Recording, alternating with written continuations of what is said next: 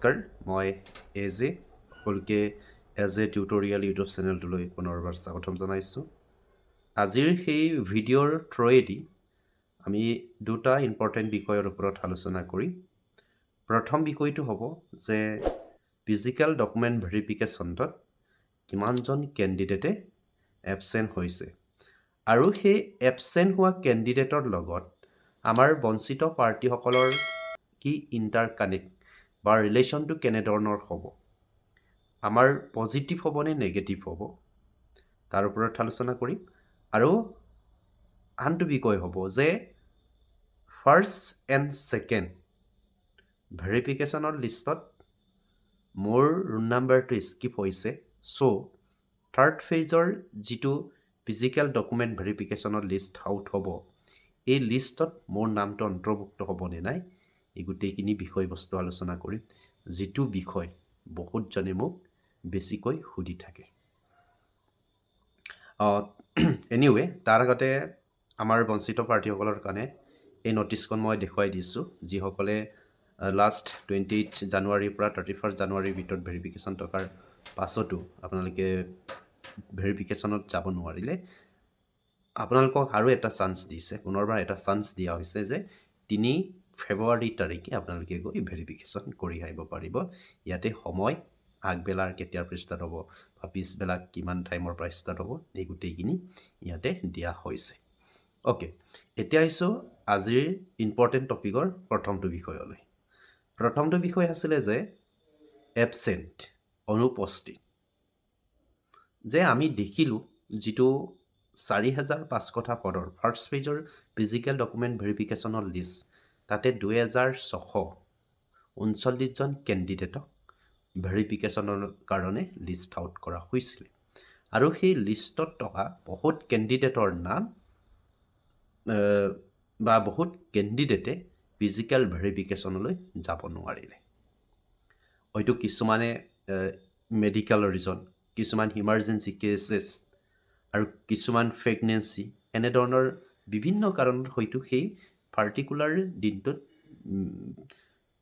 Physical ভেৰিফিকেশ্যনলৈ যাব নোৱাৰিলে। এই বুলি কিন্তু আমাৰ বঞ্চিত পাৰ্টিসকলে যে তাত যোৱা কেণ্ডিডেটসকলৰ কোৱা মতে যে যথেষ্ট কেণ্ডিডেট এবচেণ্ট হৈছে, এই বুলি কোৱাৰ লগে লগে আপোনালোকে অইন পালে লৈ নাযাব যে এই গোটেইখিনি কেণ্ডিডেটে চাকৰি কৰা, তাৰ কাৰণে তাতে উপস্থিত থাকিব নোৱাৰিলে। চ' এনেকুৱা কেণ্ডিডেটটো থাকিবই যে নিজৰ পচন্দ মতে কোনোবা এটা ডিপাৰ্টমেণ্টত চাকৰি পালে, চ' টিচাৰটো নকৰে। ঠিক তেনেকৈ কিছুমানে হেডিয়াৰীত চাকৰি পোৱা মানুহে হেৰি পেলাই চাকৰিত জইন কৰিব, নিজৰ নিজৰ পচন্দৰ কথা। এপ্লাই কৰিলে যে তাতে কৰিব লাগে তেনেকুৱা নহয়, কাৰণ ইয়াৰ আগতে GT, PGT তোমাৰ 5,550টা বিজ্ঞাপনৰ অধীনত বহুতে নিযুক্তি পাইছে, বা আছাম পুলিচ SI ইত্যাদি পষ্টবিলাকত নিযুক্তি পাইছে। চ' তাৰ কাৰণে আমি কম যে ভেৰিফিকেশ্যনত যোৱা মানে হয়তো ইমাৰ্জেঞ্চি কেছেছ থাকিব পাৰে, নোযোৱা মানে ইমাৰ্জেঞ্চি কেছেছ থাকিব পাৰে, নাইবা কোনোবা এটা ডিপাৰ্টমেণ্টত জব পাব পাৰে।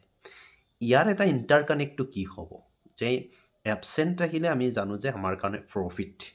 লাভ আছে। এই লাভটো কাৰ? কিন্তু এই লাভটো হ'ব যে যিসকলৰ নাম গোটেইখিনি ভেৰিফিকেশ্যন লিষ্টত, 3খন ভেৰিফিকেশ্যনৰ লিষ্টত নাম হোৱা কেণ্ডিডেটসকলৰ কাৰণেহে প্ৰফিট হয়। একেসকলে যিমান এবচেণ্ট হ'ব সিমানেই তাৰ পৰা প্ৰফিট ল'ব পাৰিব, যে একেসকলৰ চান্সটো বাঢ়ি যায় যে আমি চাকৰিটো পাম। গম পাইছেনে? যিমান এবচেণ্ট হ'ব ইমানেই কাৰ হ'ব, ভেৰিফিকেশ্যনৰ লিষ্টত নাম হোৱা কেণ্ডিডেটসকলৰ এটা চান্স বেছি থাকে যে চাকৰিটো পোৱাৰ দিশত 1% হ'লেও আগবাঢ়ে। চ' বহুত কেণ্ডিডেট এবচেণ্ট হৈছে।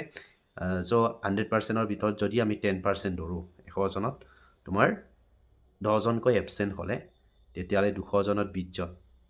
তেনেকৈ 1000জনততো যথেষ্ট 100জন হ'ব, বা 2000জনত 200জন, চ' 26ত 300জন, এনেধৰণে এবচেণ্ট বা অন্যান্য কাৰণত থাকিব পাৰে। মোৰ চিনাকিয়ে বহুতে আবেদন কৰিছে 10-12জন, মোৰ একদম ফাষ্ট ফ্ৰেণ্ডশ্বিপ, একেডোখৰেতো তাত যোৱা নাই, নকৰে এতিয়া। চ' এনেধৰণে মোৰ চিনাকিয়ে যদি 12জন ওলাব পাৰে, আপোনাৰ চিনাকি কিমান ওলাব পাৰে? চ' এনেকুৱা কথা। চ' তাৰ কাৰণে এটা পজিটিভ প্লাছো আছে, বা এবচেণ্ট হোৱা মানে ভাবি ল'ব নালাগে যে চাকৰি কৰা বা অলৰেডি চাকৰি পাইছে তাৰ কাৰণে যোৱা নাই বুলি। অ'কে, এই কথাটো ইণ্টাৰকানেক্টটো হয়। আমাৰ লগত ইণ্টাৰকানেক্ট বা ৰিলেশ্যনশ্বিপটো কেনেধৰণৰ একেদকলে যদি 3 তাৰিখে প্ৰেজেণ্ট নকৰে তেতিয়াহ'লে একেদকলৰ নাম কেঞ্চেল কৰিব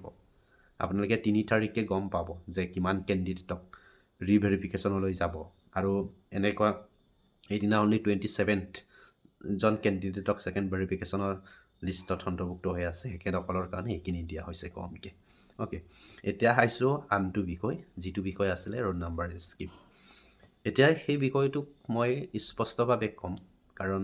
মই প্ৰত্যেকটো বিষয়ে স্পষ্টভাৱে কৈ ভাল পাওঁ যোৱাকালিও মই ছেকেণ্ড ফেজৰ ডকুমেণ্ট ভেৰিফিকেশ্যন ৰিলিজ হোৱাৰ পাছত কৈছিলোঁ যে থাৰ্ড লিষ্ট ওলাব থাৰ্ড ফেজৰ ভেৰিফিকেশ্যনৰ লিষ্ট আউট কৰিব চ' আপোনালোকে চিন্তা কৰিব নালাগে চ' সেই ভিডিঅ' দিয়াৰ ঠিক 2.5 ঘণ্টা বা 3 ঘণ্টাৰ মূৰত ডিৰ তৰফৰ পৰা এখন নটিচ আহিলে যিখন নটিচত লিখা আছে যে তৃতীয়টো ভেৰিফিকেশ্যনৰ লিষ্টৰ আউট কৰা হ'ব তাৰিখটো দিয়া নাই কোনদিনাখন আউট হ'ব কিন্তু আমি আশা ৰাখিছোঁ 3 তাৰিখ বা 2 তাৰিখে সেই লিষ্টটো আউট হোৱাৰ চান্স থাকে চ' কথাবিলাক মই কৈছোঁ যে 2 তাৰিখে নহ'লেও আপোনালোকক 3 তাৰিখ মানে লিষ্ট আউট কৰিব মই ভাবিছোঁ যে 2 তাৰিখে লিষ্ট আউট কৰিব সেইটো এটা মই প্লাছ পইণ্ট এটা কৈ দিলোঁ চ' এতিয়া ৰোল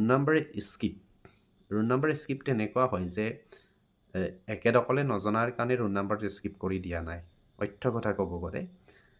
একেদকলে চাইছে চোৱাৰ পাছততো এতিয়াতো একেদকলৰটো কমপ্লিট হোৱা নাই চ' কমপ্লিট হোৱা নাই কাৰণে আমি এতিয়াই ক'ব নোৱাৰিম যে আপোনাৰ ৰোল নাম্বাৰটো স্কিপ হৈছে কিন্তু স্কিপ হোৱা মানে এনেকুৱা হয় যে আপোনাৰ কাট অফটো হয়তো কভাৰ কৰা নাই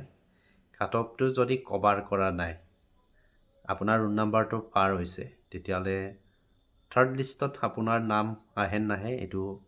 নিশ্চয়তা নাই আপোনালোকে আইডিয়া ল'ব পাৰে যে বিভিন্ন গ্ৰুপত থাকে যে আমুক ডিষ্ট্ৰিক্টত কিমান গৈছে মই যদি যোৰহাটৰ কথাটো কওঁ তেতিয়া 64 ইউআৰ কেটেগৰীত এজনে ফোন কৰিছে 64 পাইছে চ' তাৰ ওপৰত যদি কাৰোবাৰ নম্বৰ আছে ডেফিনেটলি আহিব শিৱসাগৰৰ কথাটো কৈছোঁ 64ৰ কথা কৈছোঁ তাৰ ওপৰত বা আশে পাশে যদি আছে নিশ্চিতভাৱে আহিব যদি আপোনাৰ নম্বৰটো যথেষ্ট কম অলৰেডি যদি স্কিপ হৈ গৈছে আপোনাতকৈ যদি ওপৰত নম্বৰ থকা পাৰ্টিৰ নাম আহিছে আপোনাৰ অহা নাই তেতিয়াহ'লে আপোনাৰ নামটো থাৰ্ড লিষ্টত আহে নাহে এইটো কোনো ধৰণৰ চিয়'ৰ নহয় কিন্তু আপোনাৰ নম্বৰতকৈ কম নম্বৰ থকা যদি কোনোবাই ব্যক্তিৰ নাম আহিছে তেতিয়াহ'লে ডেফিনেটলি আপোনাৰ থাৰ্ড লিষ্টত আপোনাৰ নাম আহিব চ' এটা কথা মই ইয়াতে ক'লোঁ যে আপোনাৰ নম্বৰ আছে আপোনাতকৈ কম নম্বৰ থকা একেখন ডিষ্ট্ৰিক্টত আবেদন কৰা পাৰ্টিৰ যদি নাম আহিছে ডেফিনেটলি আপোনাৰ নাম থাৰ্ড লিষ্টত আহিব অ'কে যদি আপোনাৰ নম্বৰটো কম যে আপোনাৰ লগৰটো সুধিলে যে তোমাৰ কিমান আছিল ইমান আছিলে